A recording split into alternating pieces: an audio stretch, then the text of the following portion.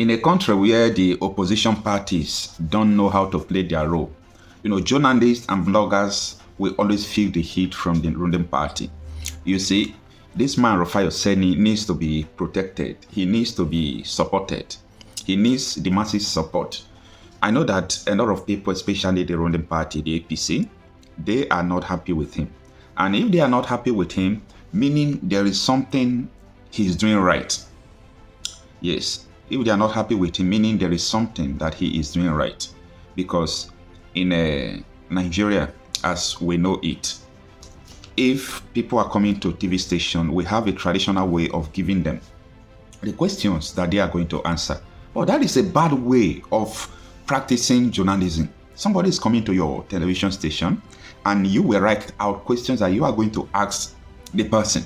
So when you send it to the person will come to the TV station and you begin to ask questions, he's answering so that everything will flow well. No, that is not a good way to practice journalism.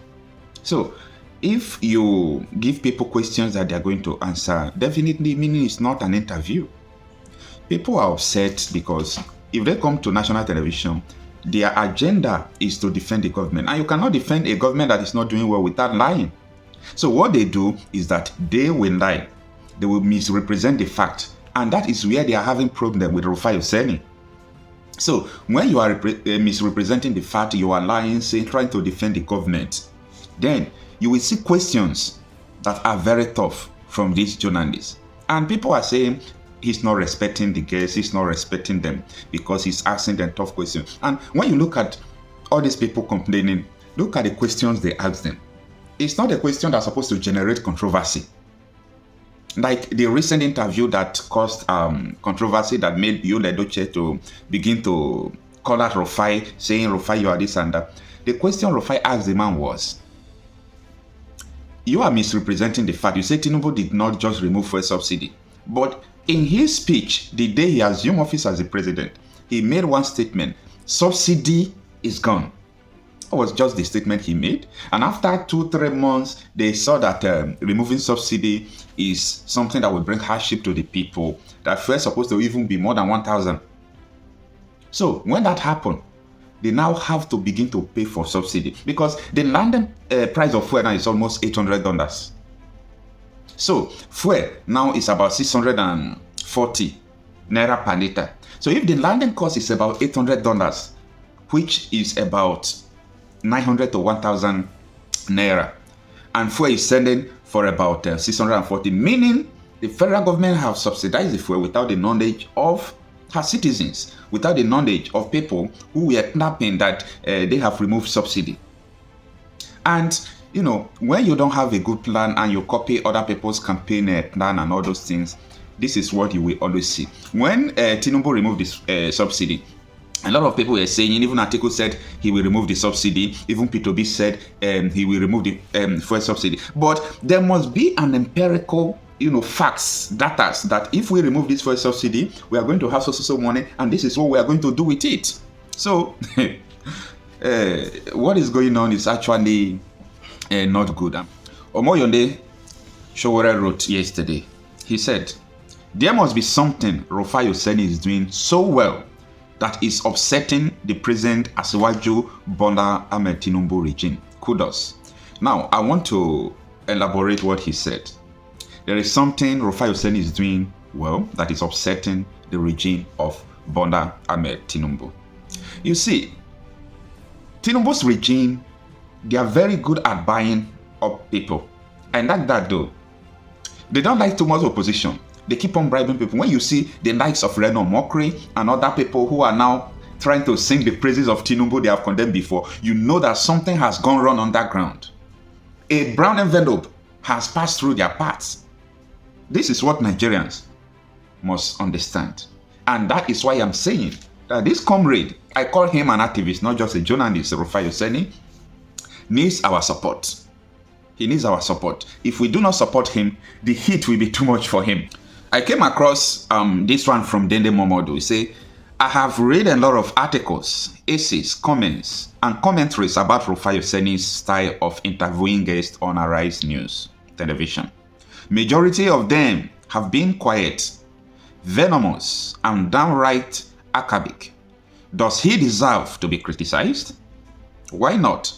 All of us who criticize others should expect people to get angry every now and then, but I don't expect them to get so abusive anyway. I am a big fan of Rufai Oseni, wax and all. And the reason is simple. It is about his intellectual prowess. He is sound and confident. His style is unique to him, and it fascinates or irritates his critics and admires differently. I am writing this to encourage him. He should remain brilliant and focused. God bless him highly. This is from a respected journalist, Dende Momodu of the People's Democratic Party. Yes, this is what I'm saying, that Rufai Oseni needs our support. We need to gather support around him. Anybody, see, this man, Rufai Oseni, is doing the right thing. He's doing the work of opposition.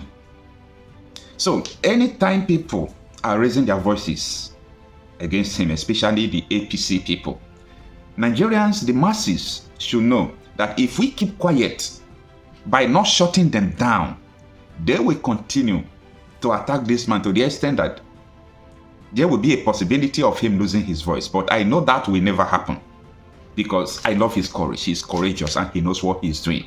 So that is why I'm saying that we must, as a matter of must, begin to challenge those who are challenging Rufai Oseni.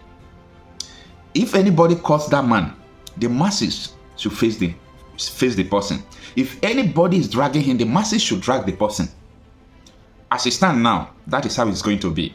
Because we need more of Rufai Oseni to be able to succeed in this APC government. Imagine if there is no Rufai. Who dares challenge the rascality that is going on in the government? Who dares challenge it? Is it we that are bloggers? We don't have influence. So we need somebody who have influence, especially on the national television, for us to be able to be checkmating the so-called ruling party.